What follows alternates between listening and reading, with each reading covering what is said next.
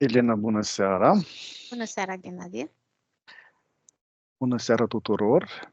Ne-am întâlnit astăzi cu Elena pentru a investiga o temă. Sper să fie interesantă pentru toți. Așa că, Elena, ești pregătită? Da. Ia poziția cea mai comodă pentru corpul tău.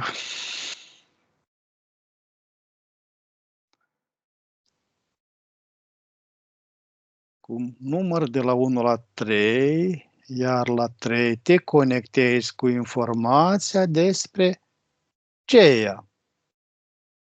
1, 2, 3.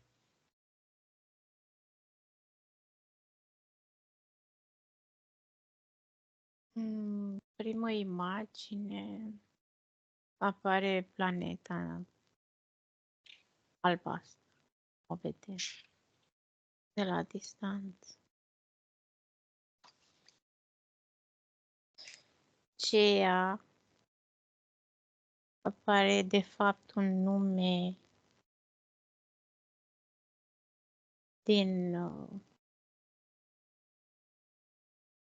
un nume alocat. Percep că planeta este Terra, nu Gea.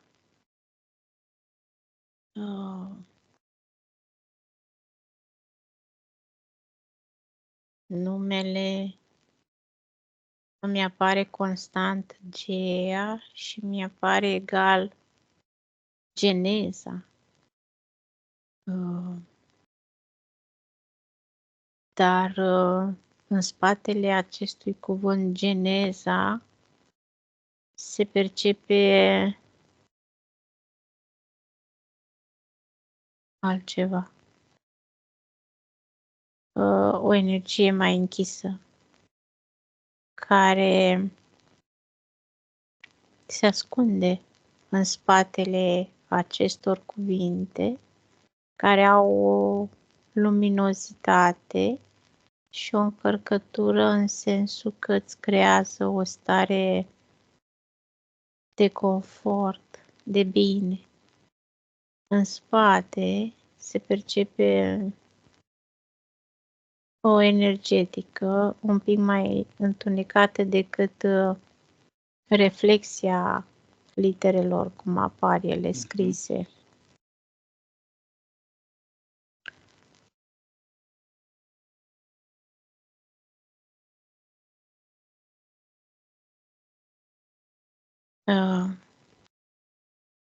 Sunt foarte multe traduceri care apar aici. Genetic experience, de fapt, înseamnă GEA. Experimentele genetice, tradus în românește. Sunt și alte nume legate de acest... Alte traduceri? Da. Ai spus Terra. Terra este în planeta. Gea nu este nu reprezintă planeta. Gea reprezintă entitatea. Și traducerea o percep genetic experience sau de-aia a apărut geneză, genealogic experience și mi apare o imagine cu un bătrân care ține în brațe această sferă, planetă, dar este o imagine a unei conștiințe colective care reiese din conștiința planetară, că o zeitate, adică un God, Dumnezeu, acel bătrânel ține planeta în brațe. Această imagine s-a ridicat când mă apropii să descifrez traducerea cuvântului GEA este Genetical Experience Alliance. Deci G, Genetical, E, Experience, A, Alliance. Se percepe de fapt în front desk, adică în față, în prim plan, GEA ca și informație, îți creează o stare de bine, de relaxare, de confort, de te face să zâmbești, că ești bine, că e plăcut. În conștiința colectivă, nu? Da. E plăcut. Iar în spate, cum s-a perceput energetica aceea, un pic întunecată, adică se simte că aparține energetica, Gea înseamnă o entitate de sine stătătoare, dar ca și traducere pentru omenire, îmi vine să spun, înseamnă Genetical Experience Alliance, adică entitățile extraterestre au făcut experimente genetice pe aici. Înainte de a fi formată această conștiință colectivă, această care a fost legătura dintre Gaia și Pământ sau Terra? A fost vreo legătură sau este ceva, sunt două chestii diferite, două lucruri diferite? Terra este o planetă de sine stătătoare cu o materie densă ca și formațiune, iar Gea este o entitate care caută un habitat, habitaclu. Terra a avut și ea o... Terra o văd aici, în dimensiunea 2, când lua naștere, să spunem așa, la începuturile genezii Terei, înainte de toate erele care le-a trecut, era în dimensiunea 2, mai jos decât suntem în prezent. Iar ca și dimensiune corespunde unor ființe care, pentru noi, orice ființă care nu este umană este extraterestră sau este o entitate, aparține cum să spun, ființele sau entitățile sunt de aceeași vibrație ca dimensiunea joasă. În decursul istoriei, pe axa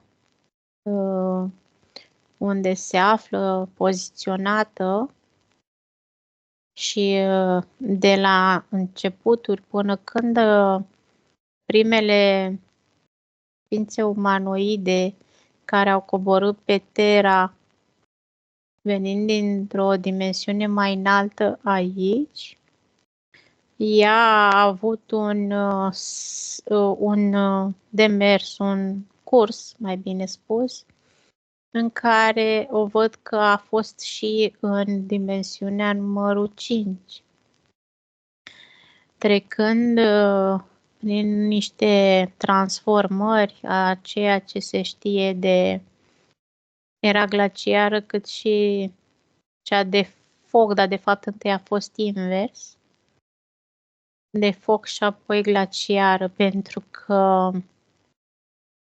interiorul terestru, să spun, era ca o clocotea, să spun așa, din interior spre exterior. Toate acele transformări, după aia s-a propulsat, ți-am zis, în 5, dar ea deja avea entități când era în 2 locuitoare în habitaclul de aici, cum să spun, pe teritoriu. Aceste entități sunt corespunzătoare dimensiunii, iar dimensiunea 2 sau 1 nu este vizibilă pentru noi unde suntem acum și nici unde eram în 3 nu putem vedea, nu are fizicitate. De aceea, dacă noi conviețuim umanii cu celelalte entități care le știm că conviețuiesc aici printre noi și nu le vedem cu fizicitatea lor, este diferența de dimensiune.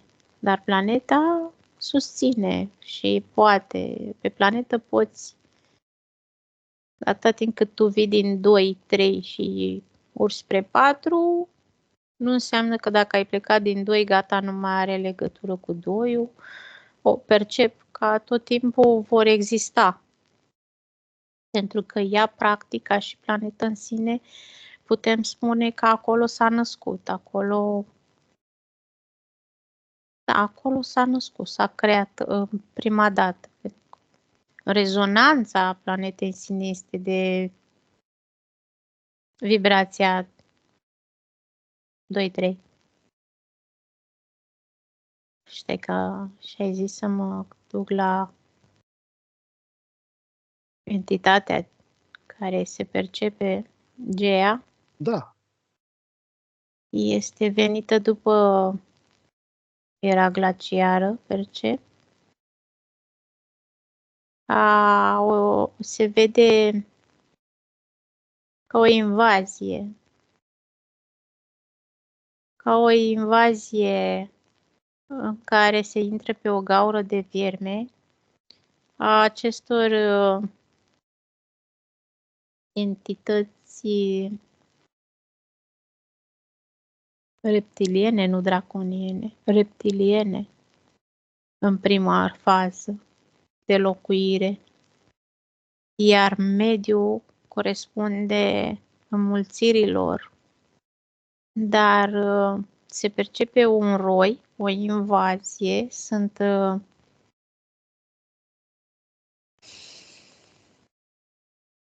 așa se vede, multe la număr, dar care roiul ăsta, că se vede, zici că are o formă sferică cu coadă, vine prin gaură de vierme și observ că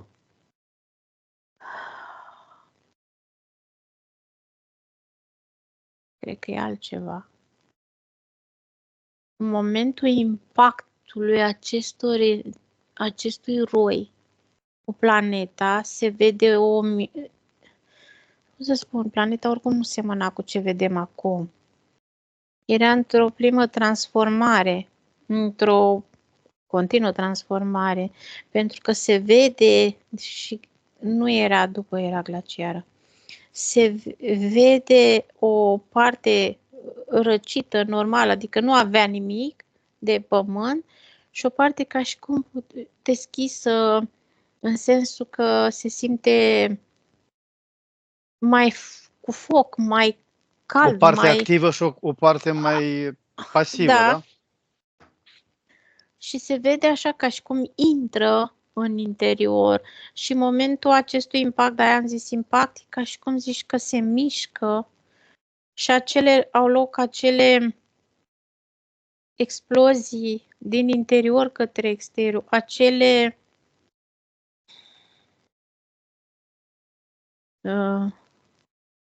cum sunt vulcanii. S-a activizat un proces de... Dar numai în contact cu acest roi, da? cu impactul respectiv,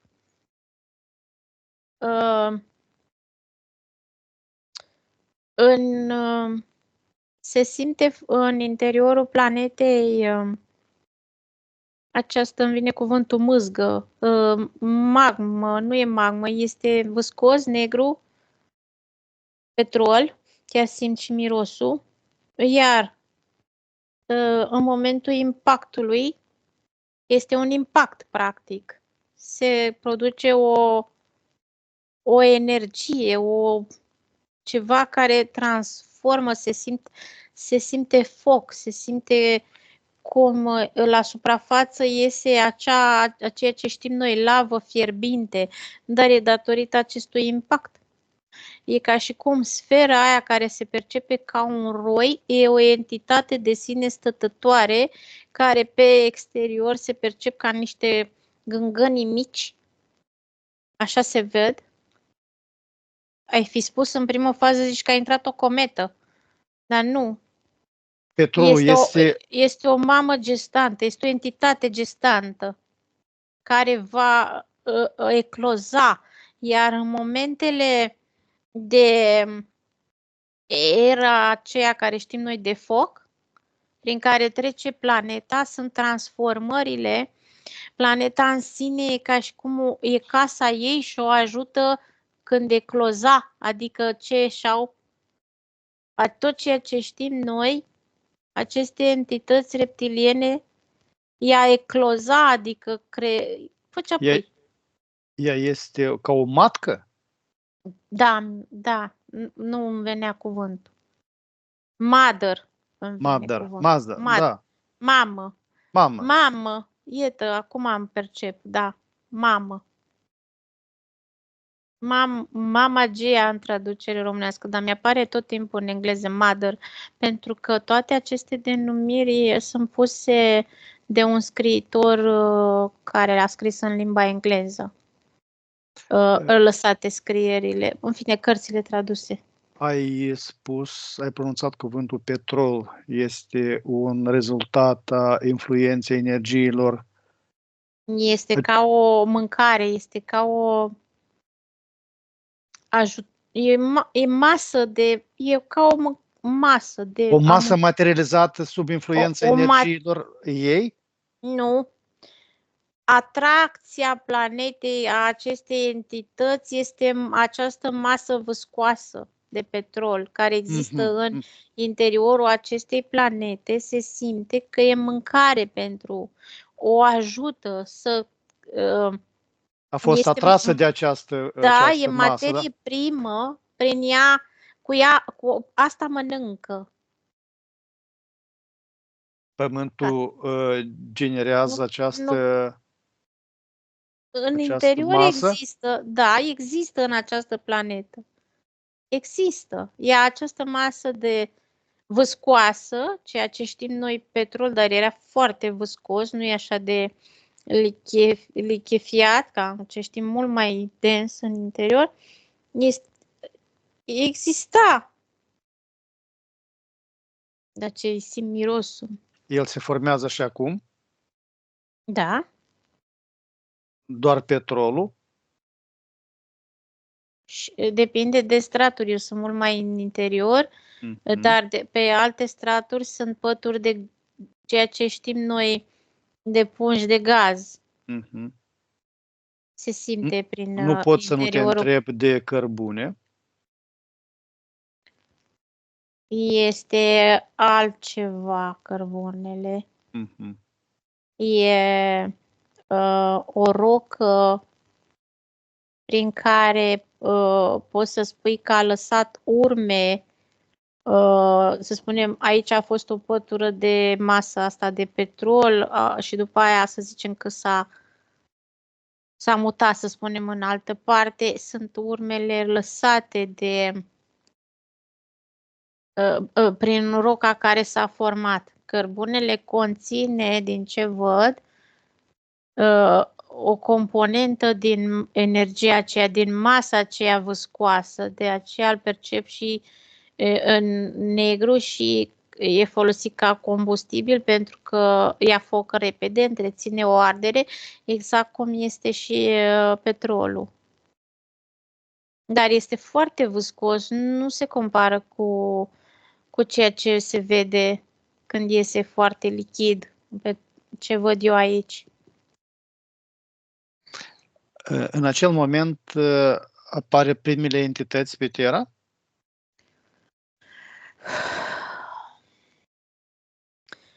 aceste ere coincid sau corespund fazelor de transformare de la matcă, mother, ce vin cuvintele, până la primele entități pui, să spunem. Pui nu înseamnă că e mic. Până la primele, oricum, când a eclozat, sunt peste 100, să spunem, în primă fază. Dar e ca o explozie. Nu înseamnă că și toți au supraviețuit, pentru că adaptarea la nou mediu de trai, dintr-o 100 poate unii supraviețuiau sau alții nu. S-au adaptat, nu? Treptat. Da, dar se percepe că odată cu aceste treceri prin aceste ere care sunt înscrise în istoria planetei, sunt faze prin care trece planeta până la o transformare totală. Această rasă reptiliană este diferită de ceea ce apar în alte pictograme. Sunt ăștia nu cu botul ăla scurt, să zicem, nu sunt, oricum în prezent sunt de toate. Sunt cei cu botul mai lung, cu coadă. Crocodil, nu? Da, stilul ăla, stilul crocodil, care sunt aici, în era asta în care sunt eu. Ce urât sunt. Așa. Gata. Totuși, din ce cauză personificăm pe Geia cu pământul, ca mama pământului, că n-are loc asta. Din motivul îmi vine să spun numărul 2, adică în sensul că primele ființe sunt ființe. Primele entități, să spun pe altfel, care s-au născut pe Terra, nu este rasa umană. Erau în dimensiunea 2 aceste entități care erau aici. După multe alte sute de ani apare o primă incursiune a unei specii umanoide în vizită și într-o coborâre pe Terra de cercetare sau în momentul când vii și cercetezi și observi că este un habitaclu bun de supraviețuire și de trai, ei aveau și puteau să rămână, să-și pună bazele a unei societăți, civilizații, cum se ori denumi, dar sunt etape mult mai târziu, de-aia mi-a venit numărul 2. De ce, cum ai mai zis întrebarea, că mă duce în altă parte. De ce personifică? Da.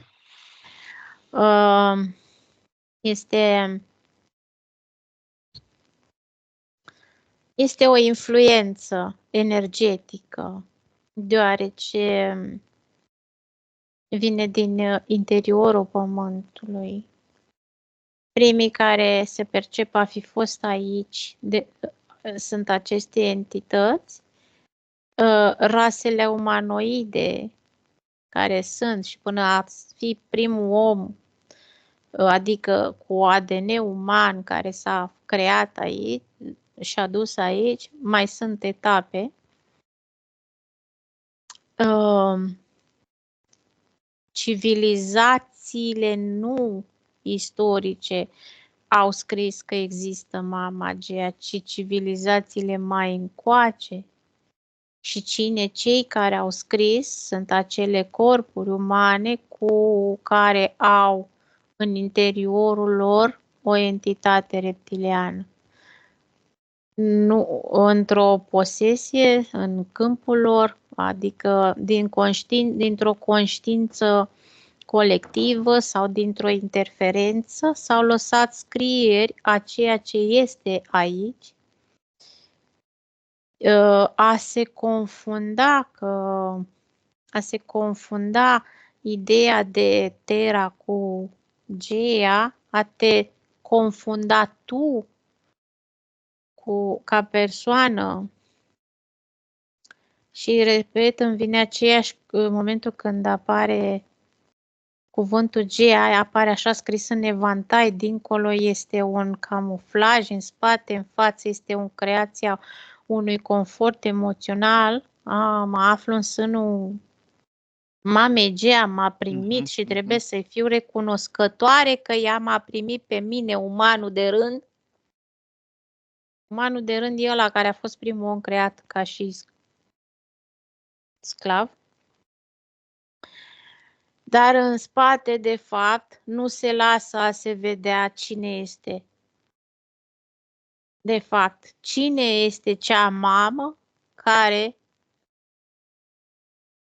locuiește în interiorul pământului și din ce se percepe, entitățile reptiliene tot timpul au casa în subteran, nu au la suprafață. Pentru că ei în subteran sunt într-o dimensiune 2. În deasupra față suntem în 3. În metafizic suntem în 4. Ca și măsura. Da. Câte aspecte are Gaia? Nu este decât, nu are aspecte, sunt doar ceea ce au scris alții despre, în funcție de viziunea și influența fiecăruia care s-a conectat în modul cum o vedea, ca pe o ființă care respiră, trăiește și se hrănește cu ce aici și că ea ne primește pe noi, umanii, în sânul ei. Dar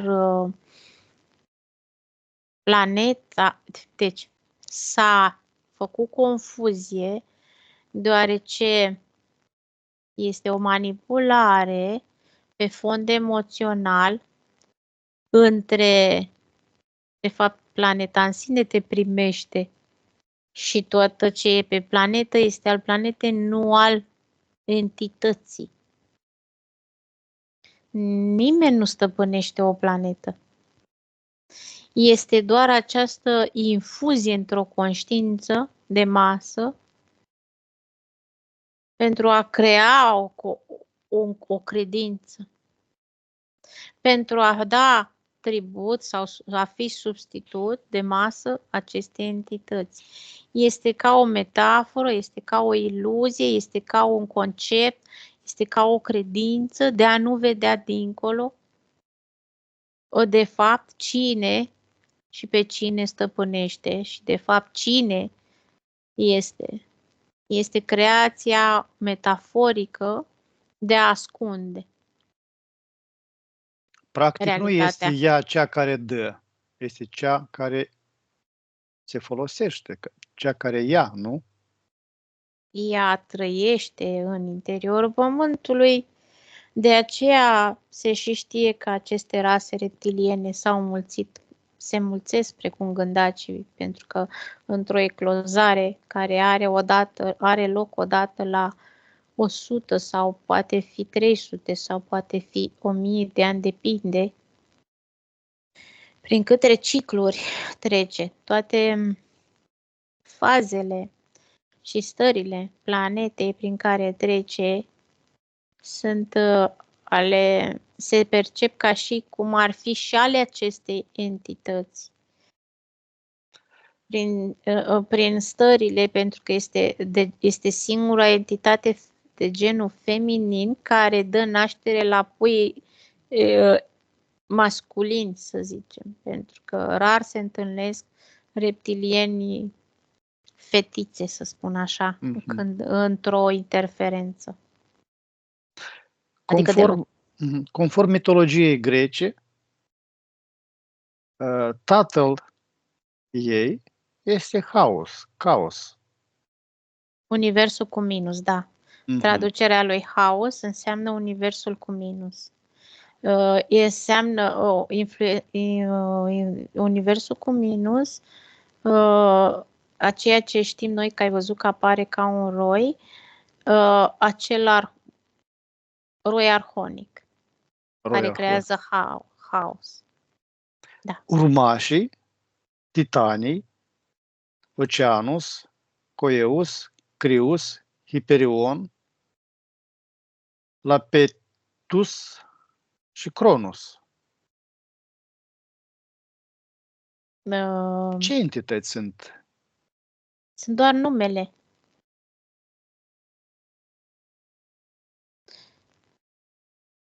Sunt nume. Doar nume? De ce observ unii sunt hibrizi între ceva uriaș cu forma unui fizic ca al nostru, dar sunt uriași. Acești umanoizi uriași care se vede un conflict aici pe lângă Terra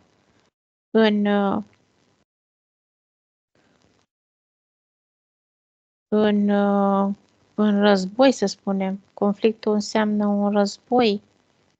Îmi vine cuvântul timpul, acel Cronos care este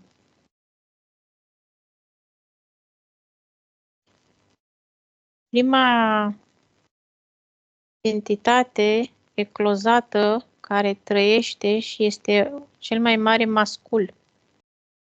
Din el se vor naște alții. Împerecherea se face între, adică acea entitate feminină matca nu arată ca ei.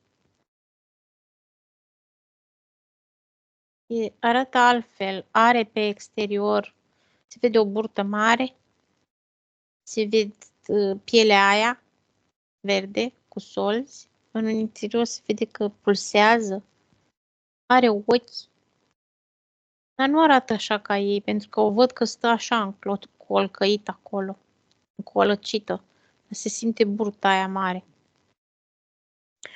Respiră. Să știi că în momentul când te apropii, zici că seamănă cu interiorul pământului. E ca cameleonică, ca și culori. M-am apropiat prea mult. La 3, deconectează-te cu 1, 2, 3. Este un conflict între această primă entitate, un reptiloid mare, înalt, și între acest hibrid umanoid, îmi vine cuvântul falconiform sau falconoid, uriaș, care vine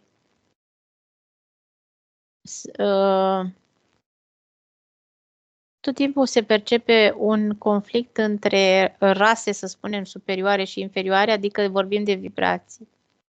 Pentru că inferior înseamnă tot ce este rasa asta reptiloidă, cu toate subspeciile ei. Tot timpul vor fi conflicte, pentru că și alții vin să cotropească, sau spun, vor să stăpânească, vor să locuiască. Și în momentul că orice vine din exterior, celălalt care se află aici opune rezistență. Și se nasc tot felul de conflicte și, să spunem, războaie. Mai sunt și ciclopii, Brontes,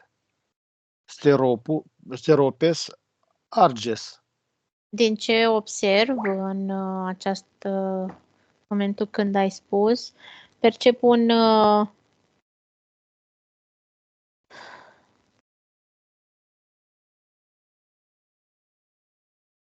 hibrid acest ciclop,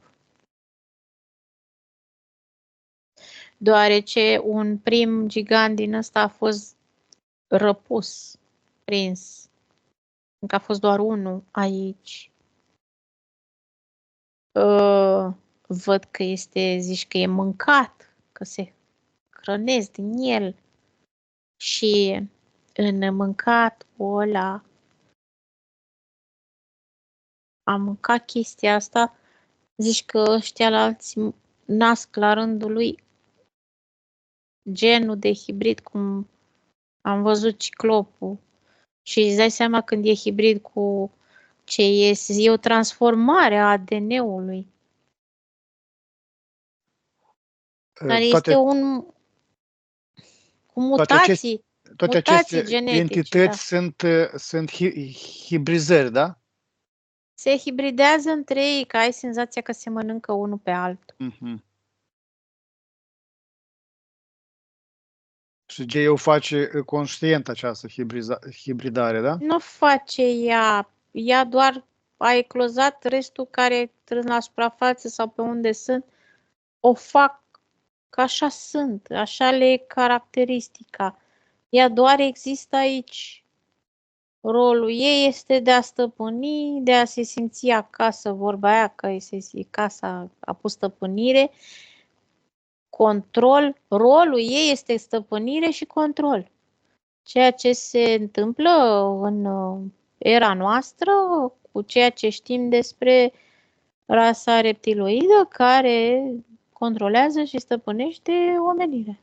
Are legătură și cu alte entități, în afară de reptiloizi? În timp, da.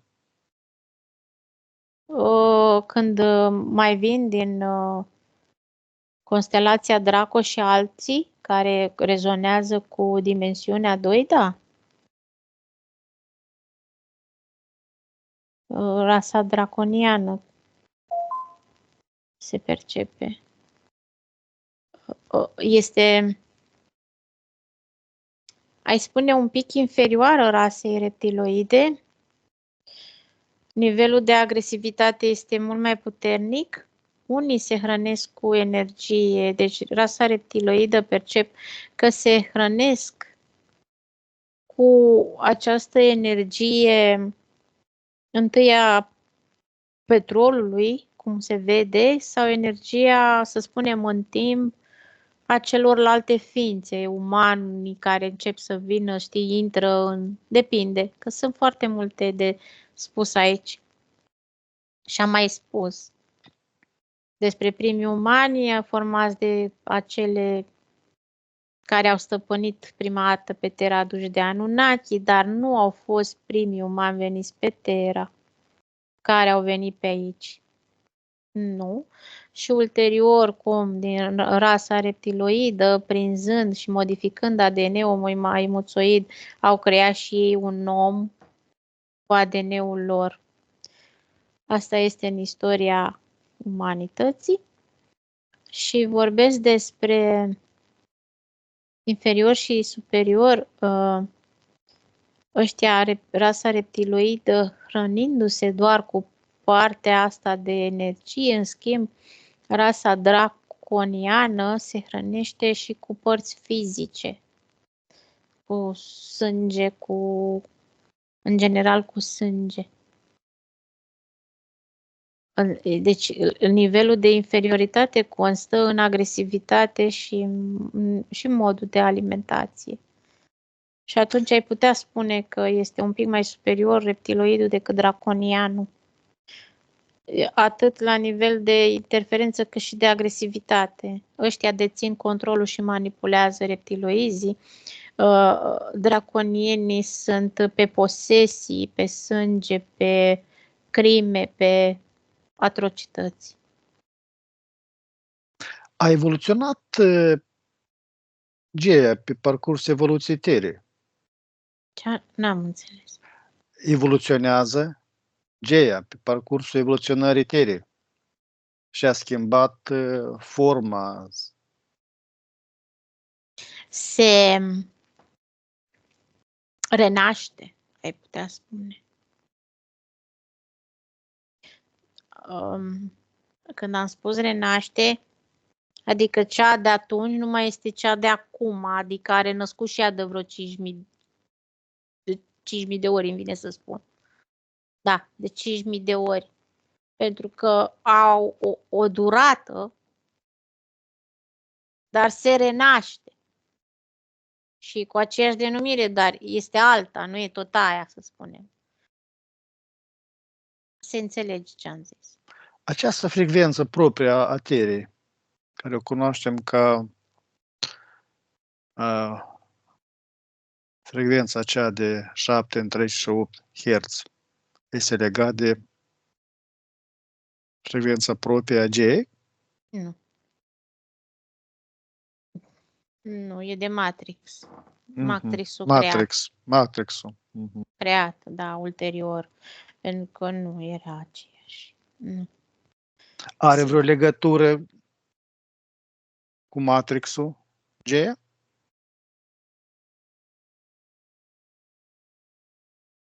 Nu l-a creat ea.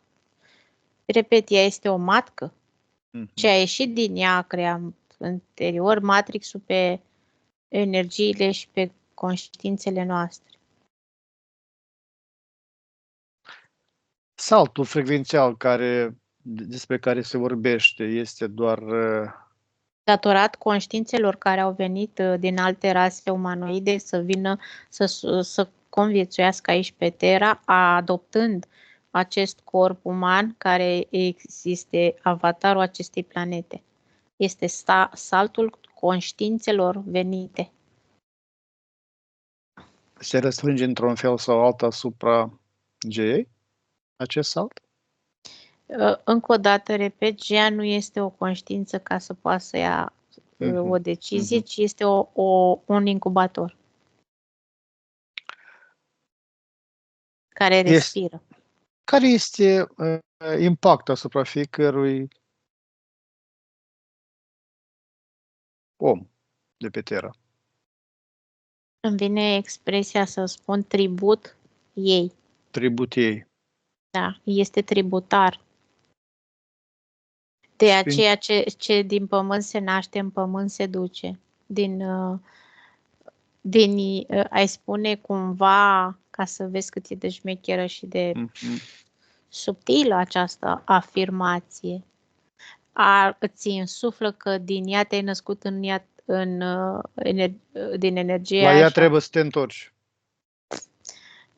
Percep că cultele religioase, când au înființat sau au impus înmormântarea în pământ, este datorită acelor corpuri care au fost în corpurile care au trăit create sub ștampila, egida rasei reptiloide, adică acele conștiințe sau părți subliminale care sunt încarnate de către rasele reptiloide cu punct văd constant același ștampilă, cod de bare. Tot ce este încarnat și de-aia s-a pus în religii pe mase, adică mase mai mari de oameni, impunerea asta ca să fie un fel tot de un ciclu de nu ieși din treaba asta. Îmi vine cuvântul constant substitut de masă pentru Mother Gea, să zic așa. Tributul ei. Da. Vreau să zic că fiecare suflet care vine pe Terra. Nu. Nu am spus asta. Am spus doar acele părți subliminale sau conștiințe încarnate în ultimii Mhm. sute de ani de către rasa reptiloidă. Nu înseamnă că fiecare suflet. Nu o să spun asta, că nu e așa.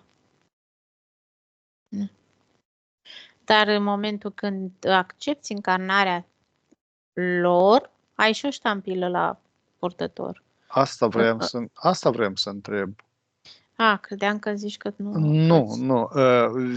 Încarnând, primim sau ne asumăm o obligație față de ea. Impusă, că nu ți-asumi conștient.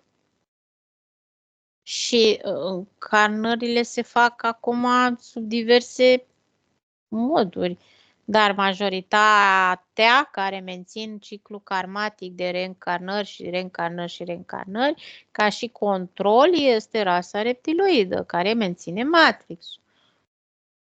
Și prin fiecare corp care îl iei la încarnare, ai o ștampiluță care se pune acolo într-un caietel, într-un carnețel al proprii tale, codul de bare numeric, să spunem așa, CNP-ul tău. CNP-ul, da. Da. Energetic. Unde este ștampiluța asta?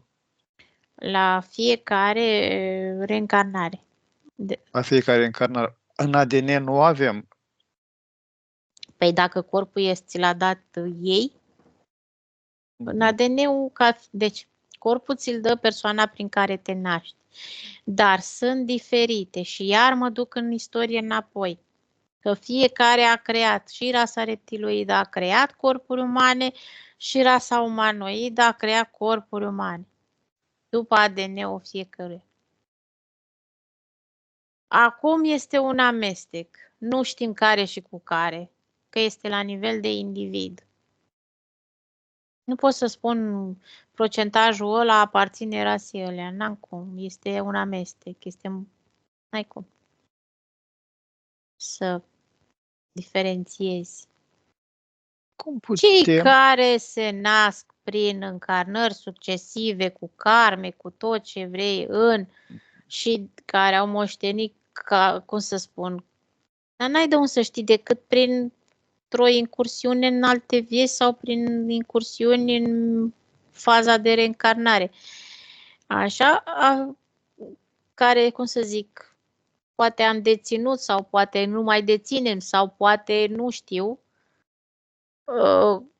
am venit printr-un corp cu ADN mixat de ei, cu ștampiluță la purtător în cartea care ți se pune în față, că cu viețile anterioare, cu karmă înseamnă ce ai de plătit. Aia este carnețelul, dar nu înseamnă că toată lumea l-are.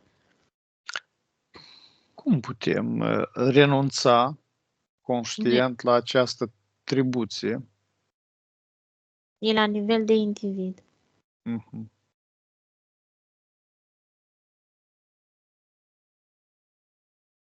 Pe monopolul și controlul în mase și în conștiință îl deține în continuare sfera religioasă. Și atâta timp cât în conștiința colectivă este insuflată credința în ceva care este o creație mascată, atunci răspunsul la cum putem este la nivel de individ. La nivel de trăire interioară, ce-l face să caute singur, să cerceteze și să-și dorească. Da, asta înseamnă conștientizare. Are și alte planete din sistemul solar, așa, entități? Mai se vede pe Pluto, pe Uranus, unde este wow ce e acolo. Pe Uranus e cloaca cloacelor. Scuzați de expresie. Uranus este poarta de reîncarnare, este matrixul reîncarnărilor, este labirintul dimensiunilor între ceea ce se știe iad, rai, este iadul cu camerele de tortură, este tot ce vrei Uranus.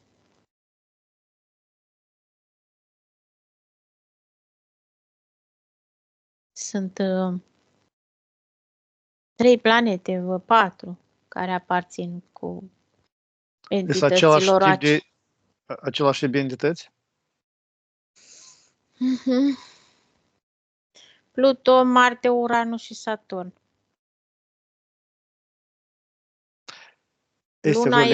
Luna este un fel de haltă. Este careva legătură dintre Geia și Și fiii ei, ca să spun așa. Iahve? Păi dar cine e fiusul? Ca să spunem așa, fiusul. Acea entitate reptiloide. Nu poți să spui că este fiusul actual, pentru că ei, cum să spun eu, gândacul care, îți dau exemplu de gândaci.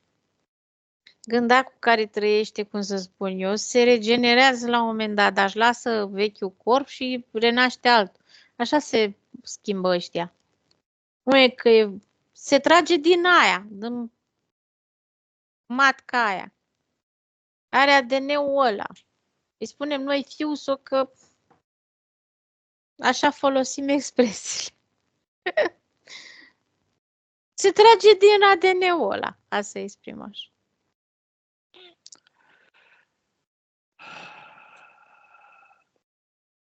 Elena, la 3 te deconectezi de această temă. 1, 2, 3. Elena, Da. am ajuns la finele sesiunii. Uh-huh. Rupem toate legăturile, conexiunile la toate energiile și entitățile cu care am contactat.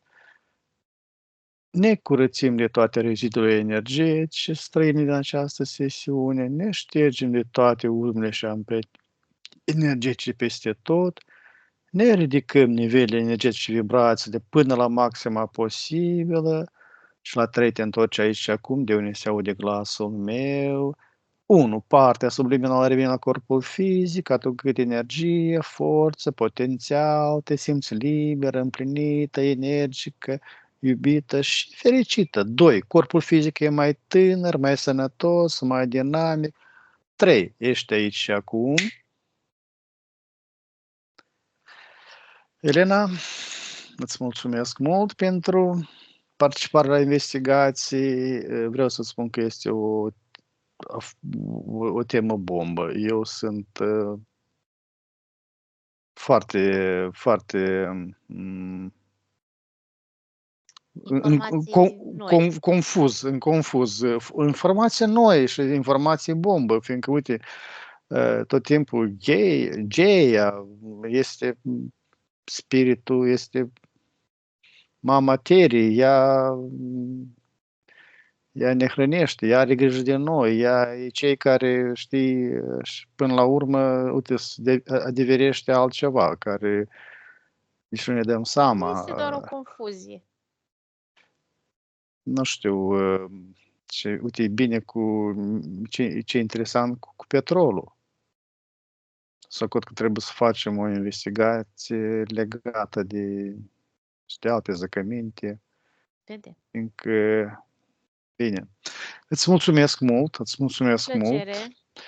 Și sunt bucuros să te invit tot timpul la careva investigație. Ești foarte drăguță și oare că nu știi cuvântul nu pentru mine, oare este ceva. Mulțumesc mult pentru asta. Mulțumesc și eu. Mulțumim mult și celor care ne privesc. Sper să le placă investigația pe care le facem. Vreau ca să trezim și interesul pentru a cerceta și ei singuri tema mai profund. Dacă au careva întrebări, le pot da. Ne vom stărui să le răspundem oare în careva sesiune, oare careva răspunsuri la comentariile pe care ne le plasează. Vă mulțumim mult, o seară bună, numai bine, la revedere!